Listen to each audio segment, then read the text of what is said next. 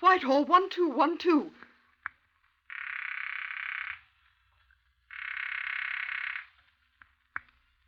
This is Scotland Yard.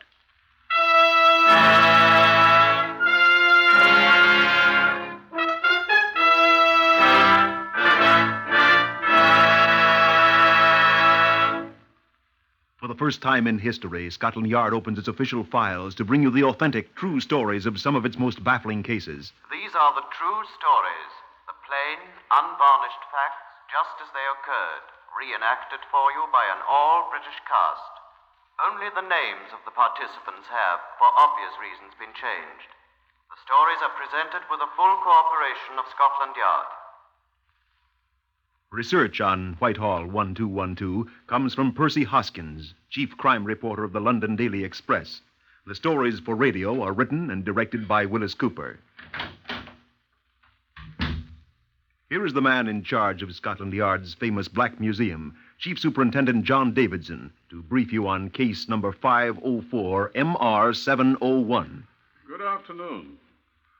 All the exhibits I have charge of here at the Black Museum are not in themselves horrible or gruesome.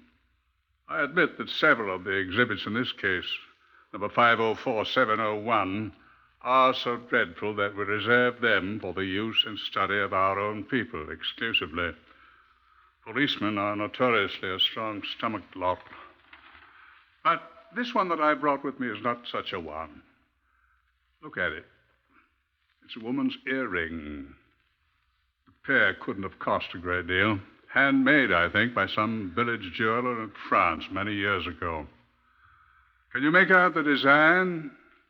Crudely carved representation of a left hand holding a heart and what seems to be a flower. The other one of the pair was similar, I'm told, by those who've seen it, except that it was a right hand. This is the only one left of the pair. Retired Chief Superintendent Cedric Pickard is a little older today than he was then. Hey, Cedric? I was a brand new inspector then, John. You still remember all the details of this case, though. For 35 years, I've been trying to forget them, John.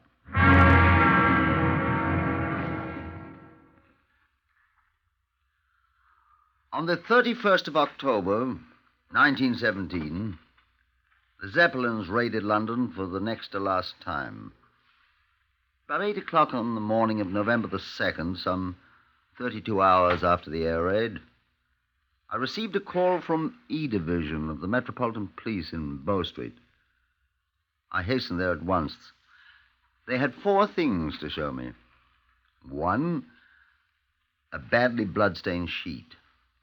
2, a large jute bag labeled Argentine La Plata Cold Storage. 3, a stout cord which had been tied round the bag. 4, torn bit of pasteboard on which was scrawled in pencil the words, Bloody Belgium. Most curiously misspelled. There was a civilian there, too, a squatty man with a cast in his left eye, wearing a remarkably dirty cap. He stood up when I looked at him. I'm Sammy Elwood, sir. I found it. Them things, I mean. Oh, did you then? Roadman, I am, sir. I work at Regent Square in Bloomsbury. Where'd you find this? In the central garden in the square, sir, behind the railing. I seen it when I first come to work this morning, sir, but I went and had my breakfast first, sir. Good thing I did, too, and then I untied the bag when I come back. I run for a policeman right away, sir. Why'd you run for policeman? The bag, sir. There was a lady in it.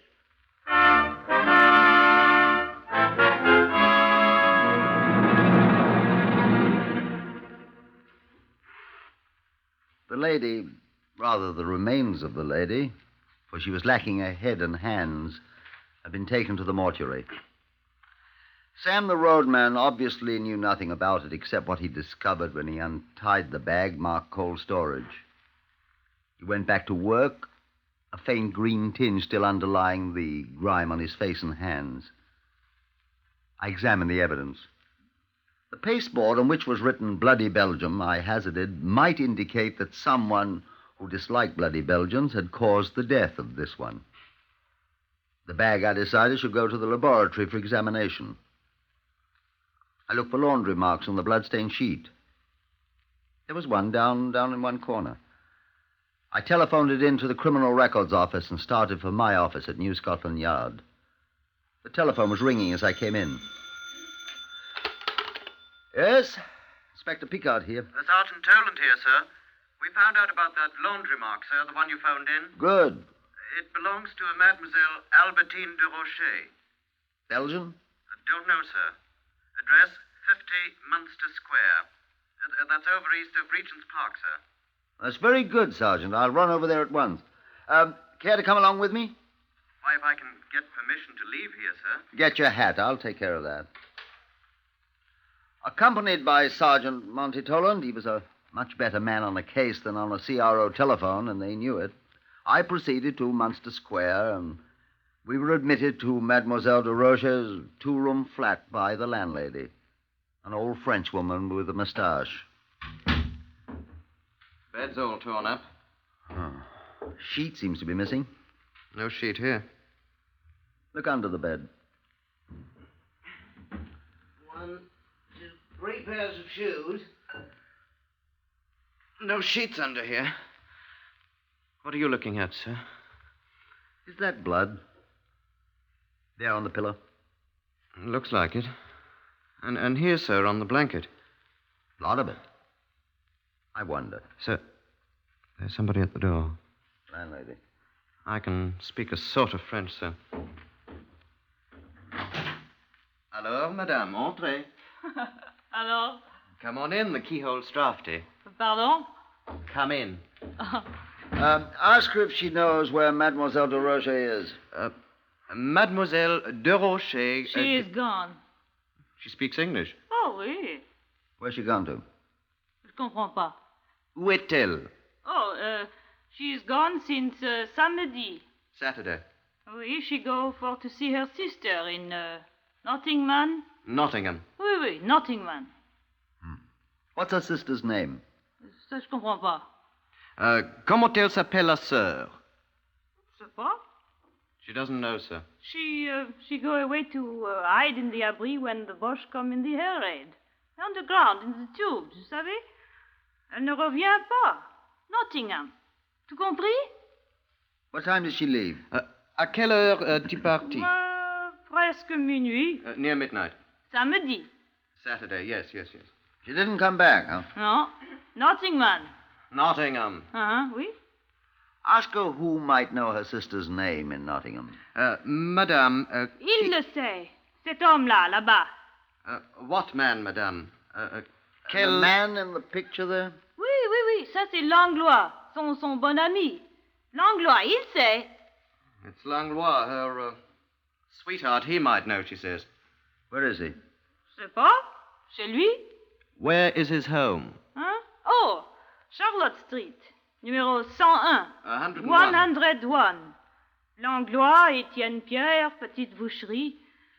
Rue Charlotte, numéro 101. What'd she say? She says his name's Langlois and he lives at 101 Charlotte Street. I know that. What else did she say? She says he has a small butcher shop there.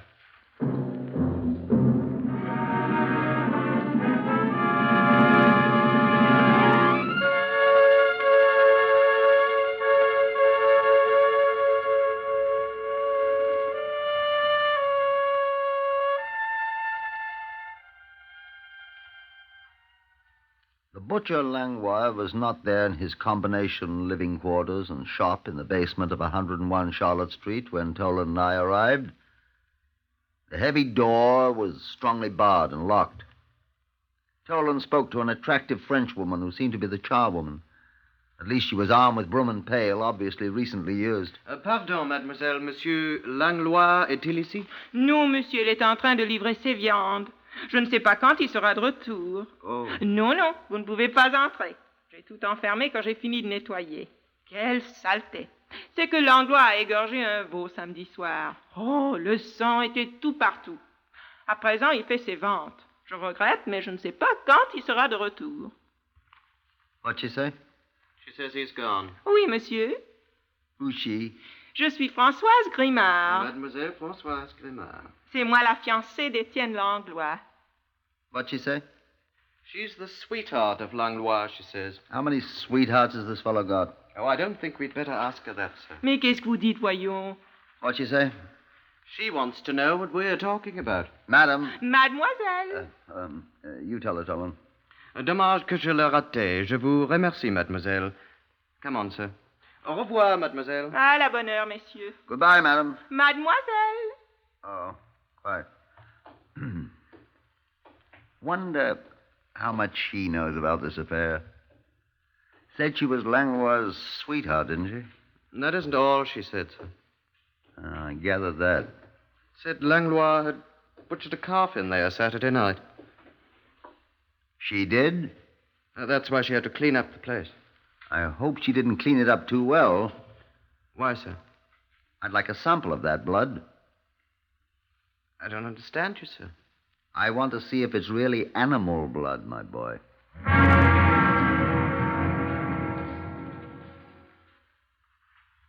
I posted 2 detectives at the Charlotte Street location to keep a close but inconspicuous watch on the home butcher shop of Etienne Pierre Langlois to report the butcher's return.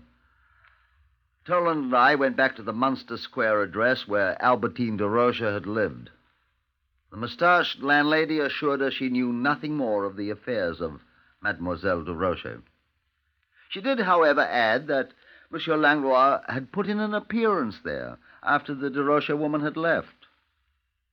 Ask her when, Tolan, I said. Quel jour, madame? Dimanche. Sunday. What did he want, madame? He had food for the cat. Mademoiselle Durocher asked him to do so. Was he alone? Huh? Était-il seul?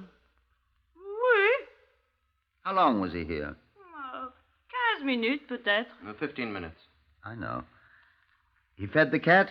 Comment? The cat. The cat. Did he feed the cat? Eat. Non. Why? That's what he was here for, wasn't it? Le chat est perdu. The cat's what?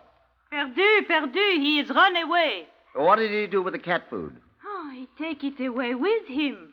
Why didn't he leave it here? Je ne sais pas. Was he here alone in this room all that time? Oui. Did he take anything from here when he left? The food for the cat. That all? Je sais pas. I don't know. You sure? Monsieur, if he takes something from this flat, it is hers, not mine. Comprenez? I don't know. Aussi, he is her sweetheart, you say, n'est-ce pas? It is all right if he takes something. I don't know. Not my business. A sheet seems to be missing from the bed. I don't know. Je ne sais pas absolument. I see. Well, that's that. Seems to be, sir. Well, thank you, madam, and goodbye. Goodbye, monsieur. Oh, I knew there was something else I wanted to ask you. Oui, monsieur. Do you know a woman named, what's her name, Tolan? Who, sir? The woman who told us about Langlois. Oh. Françoise Grimard. Ah. Know her? No, I have never heard of her. Nowhere in all London is the art of thrusting one's nose into other people's business at lower ebb than in Soho, with its enormous foreign population.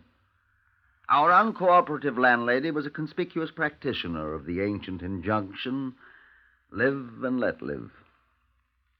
As Tolan and I approached 101 Charlotte Street, half a mile away, Detective Sergeant John Mullins, one of the men I'd posted to watch the Langlois establishment, called to me. Hey, Inspector. Who's that? Oh, it's you, Mullins. Yes, sir. Been looking for you, sir. You went to your office at the yard and I... What's up? He's come back, sir. Langlois? Must be him, sir. He looks like a bloody butcher. He came up and unlocked the door of the place and went inside. He's still there? Must be. We haven't seen him come out. Good. The woman came up and knocked at the door, sir, about 10 minutes ago and was admitted by him. Young? Well, not so young, Sergeant, but very handsome, I'd say. What'd she say? We couldn't hear, sir, but she's there now. At least she hasn't come out either.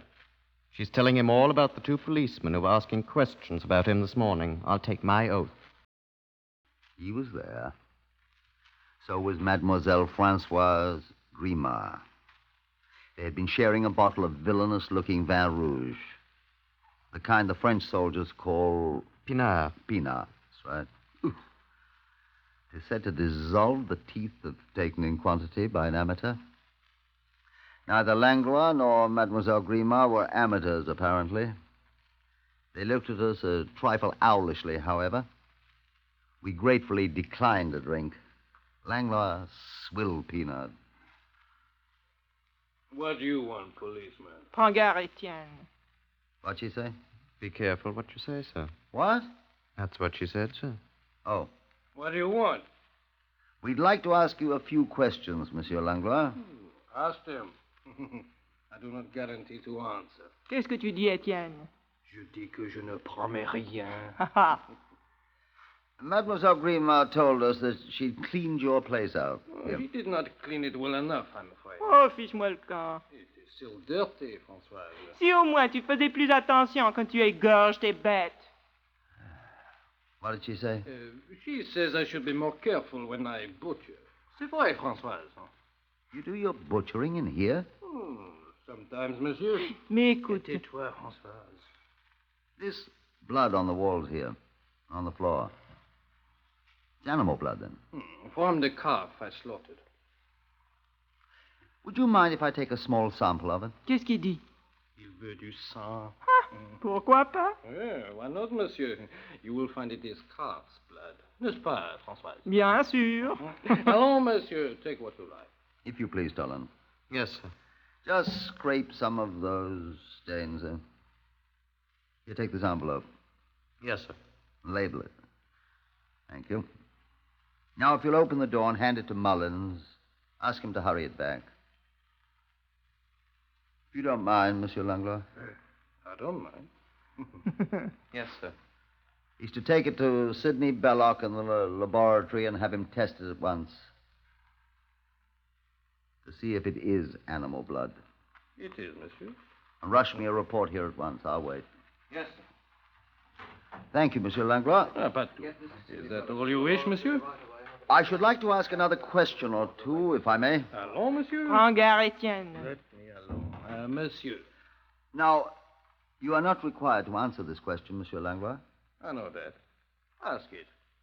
You, knew Mademoiselle Albertine de Rocher, did you Albertine du not? Rocher, la vache, cette salope. Françoise. Oh, Albertine du Rocher, alors oui, la connaissez, moi aussi. Petit de terre. Elle qui voulait m'enlever Étienne, cette cochonne de la rue. Je chiffre, Françoise. Oh, elle ne reviendra plus ici, celle-là. Enfin, tais-toi. Oh, essaye. Elle reviendra plus jamais Enfin, ici. tais-toi. Ferme ta gueule. Eh oui, il la connaissait, moi aussi. Tais-toi, Françoise. Elle nous tracassera plus jamais, celle-là. I take it the lady did know her. She certainly did, sir. What did she say? Well, Albertine du Rocher. Now, excuse me, monsieur. I think it is better you go from here. Monsieur Langlois, I have several more questions I would I'm like... sorry, monsieur. I will not answer them. Well, you don't have to, of course. I am sure that you will see that the matter of Mademoiselle Albertine de Rocher is a very painful one for Mademoiselle Guillemard and myself, François. Oh, alors. Alors, tais-toi, François. Oh, Albertine du Rocher. No, monsieur. I have answered enough. I know the British law, too, monsieur. You may not enter my dwelling without a warrant if I wish you not to. Nor must I answer questions unless I so choose. You have no warrant. I choose not to answer any more of your questions. I ask you to go away from my house. Aha. The door, monsieur. Oh, attends, espèce de crétin. A thwarted policeman is a sorry sight. We shambled down Charlotte Street in the general direction of Scotland Yard, and the small measure of self-respect we'd attained in our retreat to its sheltering walls was quickly stripped from us by Sergeant Mullins, who met us on the stairway to my office. I was just starting out to find you, sir. Yes, Sergeant? That sample of blood you sent me back with, sir. Yes? Laboratory says it's animal blood, sir, not human at all. Toland and I went home. but a night of even troubled sleep helps. I found obtaining a search warrant not too difficult, and armed with it, Tolan, Mullins, and I returned to Charlotte Street. Langlois greeted us with a tolerant smile, I think you'd call it, if you were a novelist. It was the blood of an animal, was it not, Inspector? Yes, it was, Monsieur Langlois. Oh, you see. I did not lie to you, n'est-ce pas? I have brought a search warrant. Eh bien. Is there any other room or building on these premises which you use for slaughtering? May as well tell me. We shall find it anyway. There is a small shed. Out this door, monsieur. But I have not used it for many months. Out this door, monsieur. Oui. Go ahead, Mullins. You know what you're looking for. Right, sir. Is there a basement here? It is used for storage. We'll have a look at it later. Tolan. Yes, sir. Have a good look round the other rooms first, Tolan. Yes, sir. Monsieur, I assure you... Oh, on second thought, Tolan, just run round to Munster Square, will you? Is that not where the Mademoiselle de Rocher lived, monsieur? Just run round there, will you, and see what Tom Bennett's found out. Yes, sir. If his report isn't ready, wait for it. And come back here at once. Right, sir. May I ask, monsieur... There's a What? pathologist over there with some portable laboratory equipment, monsieur. Mais je ne comprends pas. He's over there looking at some bloodstains. Now, if you don't mind, I'll start in this room. Is this an abattoir, too, monsieur? It is my kitchen. It was a most dingy kitchen. A most filthy kitchen. I inspected it carefully. Greasy saucepans, well-scrubbed butcher's knives, moldy pails of rubbish, stinking half-empty tins of decayed food, and under the ancient sink, a pile of stained linen. The third item I picked up was a blood-stained towel. Animal blood, too, I asked Langlois. He didn't reply. And then something fell out of the folds of the towel onto the floor. I picked it up. What's this? I asked. It is an earring. It belongs to Françoise, to Mademoiselle Grimard. An earring, I said. And dropped it into my pocket. Let's ask her about that. I will give it to her, monsieur. Thank you. I'll just ask her to identify it when she comes in. Where is she, by the way? Oh, she... I don't know. We'll find her. Did you say this is animal blood on this towel, monsieur? From the calf which I slaughtered. Jimmy, how did an earring ever get in here? She lost it. Saturday night? Whilst you were slaughtering the animal? Monsieur, Who's that? Me, sir. Sergeant Mullins. Oh, come in, Mullins. Did you find anything? These bags, sir. Jute bags. What's it say on them? You read it, Langlois. Argentine, La Plata, cold storage. I have dozens of them. Curious. The same kind of sack the body was in. Well, let's keep them, Mullins. Now, who's that? Oh, here you are, sir. Bennett says the stains are animal blood, sir. He's certain. I wonder how animal blood got in Mademoiselle de Roche's room. I wonder. Monsieur, I must speak to you. Eh? Very well. Tolan, you and Mullins go down to the cellar and see what you can find. Got a torch? Mm-hmm. Yes, sir. Well on. Now, monsieur. Wait, monsieur. There's nothing down there. Get along.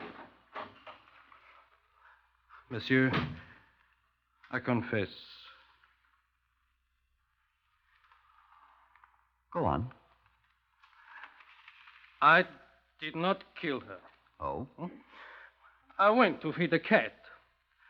I found her dead in her room. She had been attacked. Oh, the blood. I'm reliably informed that is animal blood, monsieur. I was frightened. The concierge, the landlady, she knew I was there. I might be accused of murder. It is possible. I brought the body back here. That blood out there in the kitchen, that is human blood. Her blood. I put her in the sack, but I did not kill her. I did not, I tell you. In the night, I got my horse and trap, and I drove to Regent Square with the body and... What did you do with the hands and the head? We found the head, sir. Oh, no! It's in a cask downstairs, sir, with the hands. Can't identify it, sir, but there's an earring in one ear. The other's been torn out. If we can find it... Who's that now? Come in. Good morning, Mademoiselle Grimard. Qu'est-ce qui se passe ici? Et vous? On vous a mis à la porte hier. Étienne, réponds si veux-tu. Mademoiselle, do you recognize this earring? Oh, c'est à elle. C'est celui qui s'est accroché au torchon. What'd she say? She says it's the one that got caught in the towel, sir. Why, it's the same as the one down in the cellar, sir. On l'a trouvé. Ils ont découvert sa tête. She says they found it. They found the head. Albertine. Oh, c'est lui qui l'a tué. Arrêtez-le. Assassin! She is the one! No, she murdered Albertine. My love, mon amour, my best! Stop! Helen. So she'll understand it. Huh? Etienne Langlois, I arrest you on a charge of willful murder. Françoise Grimard. I arrest you for the willful murder of Albertine de Rocha. I warn you that anything you say will be taken down in writing and may be used in evidence.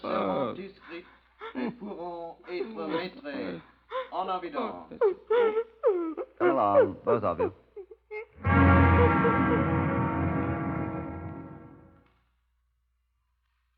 At the trial at Old Bailey, it was proved that Albertine de Rocha, instead of going to the air raid shelter when the alarm was given, had instead gone to the home of her lover, Langlois, who was entertaining Françoise Grimard.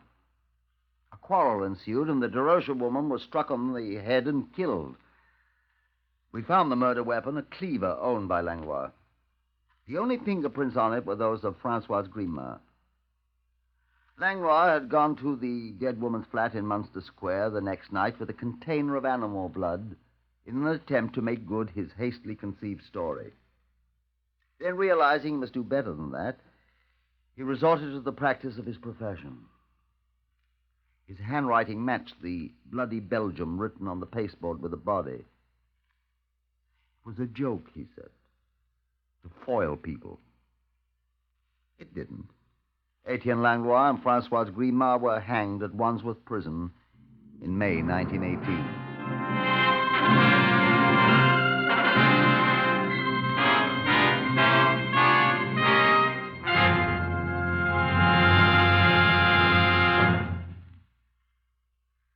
You have heard another in the series Whitehall 1212, compiled from the official files of Scotland Yard. Research is from Percy Hoskins of the London Daily Express. Among those heard in this reenactment of a celebrated case were Horace Brame, Harvey Hayes, Lester Fletcher, Evan Thomas, John Dirth, Patricia Courtley, and Elizabeth Eustace. The stories for radio on Whitehall 1212 are written and directed by Wyllis Cooper.